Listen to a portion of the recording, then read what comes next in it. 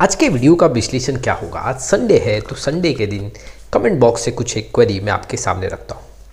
आज मैं कुछ एक ऐसे क्वेरी लेके आया हूँ जो मार्केट में गिरावट के चलते कई ऐसे म्यूचुअल फंड को लेके यहाँ पे क्वेरी जनरेट किया गया है। चलिए शुरुआत करते हैं। लेकिन आप में से बहुत ऐसे इन्वेस्टर हैं जो चैनल पे पहली बार आए हैं, बहुत ऐसे व्यूअर हैं जो चैनल पे पहली बार आए हैं। चैनल को जरूर सब्सक्राइब करें, वीडियो को लाइक और शेयर करना ना भूलें। फर्स्ट क्वेरी से यहाँ पे स्टार्ट करते हैं। फर्स्ट क्वेरी है, सर मेरा क्वांट का एक फ़ंड परफॉर्म नहीं कर रहा काफ़ी समय से, क्या इसको रिडीम करके किसी अन्य एएमसी के फ़ंड में स्विच कर दूं? क्योंकि दूसरे किसी भी फ़ंड का एनएवी प्राइस भी अब भी कम ही है, या इसी क्वांट के फ़ंड में ही एसआईपी चालू रखूं?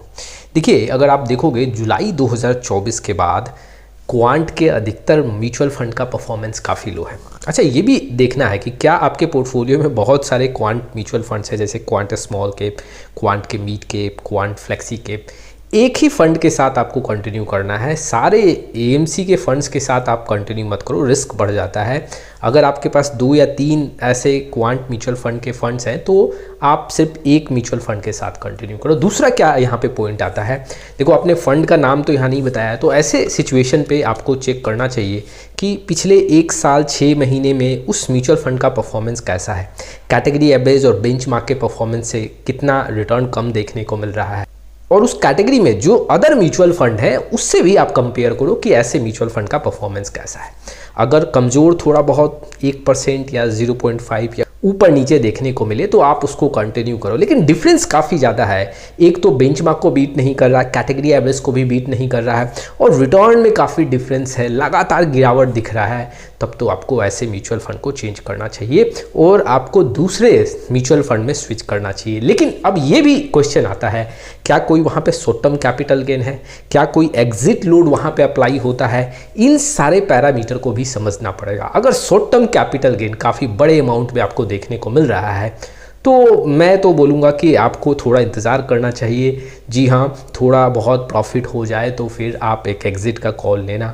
दूसरा क्या मैं आपको यहाँ पे एडवाइस करूँगा कि जो पैसा वैसे फंड में लगा हुआ है उसको ज्यों का त्यों छोड़ दो, उसमें कोई फ्रेश इन्वेस्टमेंट नहीं करो। आप यहाँ पे दूसरा जो म्यूचुअल फंड सेलेक्ट करना चाहते हो उसमें आप एसआईपी स्टार्ट कर दो। अगर आप लॉस बियर कर सकते हो तब तो पूरा फंड आप स्विच कर दो, कोई प्रॉब्लम नहीं है। लेकिन अगर लॉस बियर नहीं कर सकते हो, जी हाँ, एग्जिट लोड को यहाँ पे बियर नहीं कर सकते हो, तो फिर आप बने रहो और यहाँ पे नए फंड के साथ आप एसआईपी स्टार्ट कर दो। चलिए दूसरे क्वेरी की तरफ बढ़ते हैं। लेकिन आप में से बहुत ऐसे व्यूअर हैं, बहुत ऐसे इन्वेस्टर हैं जिनको पोर्टफोलियो रिव्यू और डिज़ाइन को लेकर प्रॉब्लम होता है। जी हाँ, आप व्हाट्सअप नंबर के थ्रू हमारे साथ जुड़ सकते हैं। चलिए दूसरे क्वेरी की तरफ बढ़ते हैं। Sir please suggest me Motilal Oswal mid cap और Kotak emerging equity fund, which one is better according to you? अच्छा, ये दोनों जो म्यूचुअल फंड है अपने कैटेगरी में अगर आप देखोगे तो मोतीलाल ओसवाल मिड कैप काफ़ी एग्रेसिव माना जाता है, और कोटक इमर्जिंग इक्विटी फंड की बात करूं तो ये फंड डाउन साइड प्रोटेक्शन और कंसिस्टेंसी के मामले में काफ़ी स्ट्रॉन्ग माना जाता है। कुछ मैं आपके सामने यहाँ पे डिफरेंस रखता हूँ, आप यहाँ पे देख सकते हो।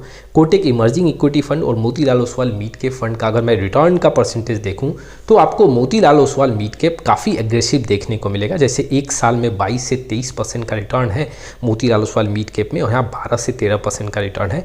पिछले 3 साल का आंकड़ा देखें तो मोतीलाल ओसवाल मिड कैप में रिटर्न ज़्यादा देखने को मिल रहा है। 5 साल में भी यहाँ पे 27 से 28% का मोतीलाल ओसवाल, मतलब मोतीलाल ओसवाल मिड कैप काफ़ी एग्रेसिव फंड है। रिटर्न के मामले में भी यहाँ पे आंकड़े काफ़ी मजबूत देखने को मिल रहे हैं।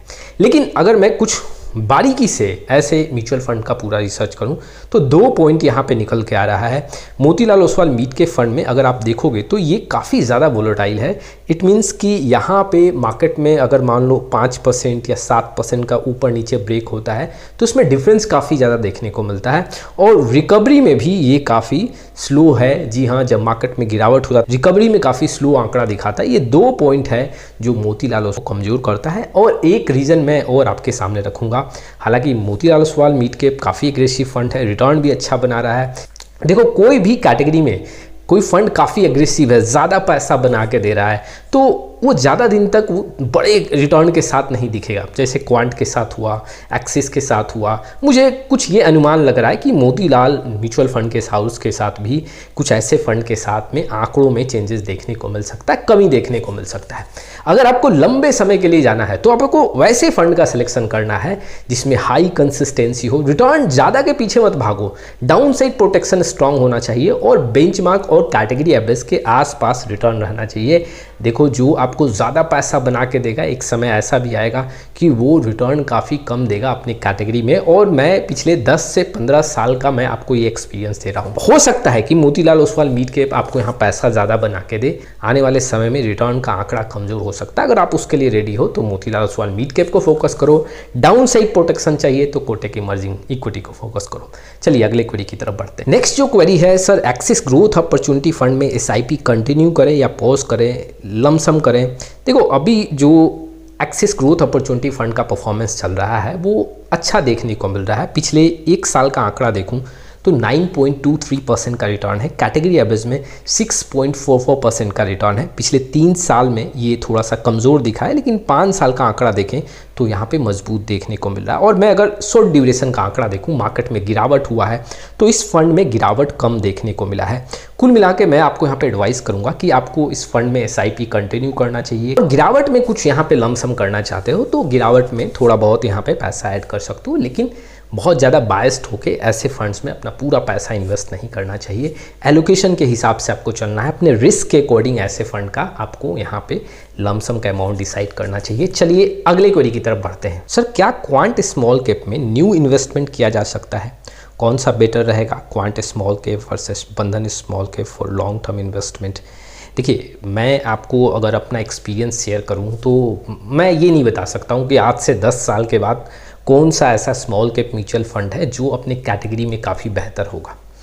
अभी अगर आप देखोगे, स्थिति जो है quant small cap mutual fund का थोड़ा सा कमज़ोर देखने को मिल रहा है, जो कि मैंने अभी वीडियो में बताया था। जून जुलाई 2024 के बाद आंकड़े कमज़ोर हुए हैं सेबी इन्वेस्टिगेशन के बाद। बंधन स्मॉल कैप म्यूचुअल फंड का आंकड़ा अभी मजबूत देखने को मिल रहा है। अभी जो स्थिति है, बंधन स्मॉल कैप म्यूचुअल फंड अच्छा देखने को मिल रहा है, लेकिन मुझे ये भी पता है कि जो भी फंड काफ़ी एग्रेसिव होकर रिटर्न इन्वेस्टर को दे रहे हैं, आने वाले समय में उनका परफॉर्मेंस डाउन भी हो सकता है।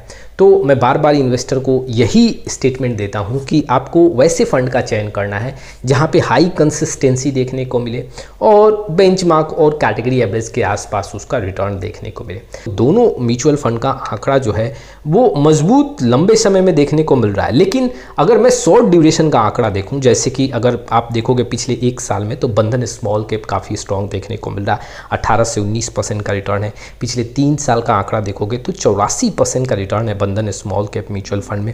लेकिन बंधन स्मॉल कैप में बहुत बड़ा हिस्टोरिकल डाटा नहीं है, 3 साल का है, जबकि क्वांट स्मॉल कैप में बहुत बड़ा हिस्टोरिकल डाटा है।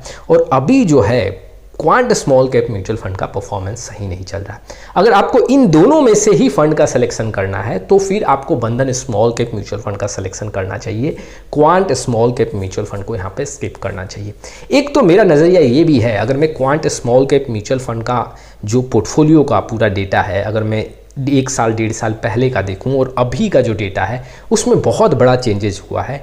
वहाँ पे अगर आप देखोगे तो इनका इन्वेस्टमेंट स्ट्रैटेजी भी चेंजेस हुआ है। और वैसे साथ ही साथ अगर आप ये नोटिस करोगे तो जो स्टॉक्स का सिलेक्शन है उसमें भी काफ़ी डिफेंसिव मोड हमें देखने को मिला है, जिसके चलते अब इस म्यूचुअल फंड का परफॉर्मेंस वैसा नहीं दिख रहा है जैसा पहले काफ़ी एग्रेसिव देखने को मिल रहा था। बंधन स्मॉल कैप म्यूचुअल फंड का यहाँ पे रिटर्न काफ़ी एग्रेसिव देखने को मिल रहा है, लेकिन ये कब तक रहेगा ये भी कहना काफ़ी मुश्किल है। फिलहाल इन दोनों फंड में बंधन स्मॉल कैप म्यूचुअल फंड का डेटा काफ़ी स्ट्रॉन्ग देखने को मिल रहा है। तो देखो, ये कुछ क्वेरी थे जो इन्वेस्टर के लिए काफ़ी इंपॉर्टेंट थे। आपका क्या राय है इस वीडियो को लेके कमेंट बॉक्स में ज़रूर आए। आप में से बहुत ऐसे इन्वेस्टर हैं जिनको पोर्टफोलियो रिव्यू और डिज़ाइन को लेके प्रॉब्लम है। जी हाँ, व्हाट्सअप नंबर के थ्रू आप हमारे साथ जुड़ सकते हैं। फिर मिलेंगे एक नए वीडियो के साथ, तब तक के लिए जय हिंद, जय भारत।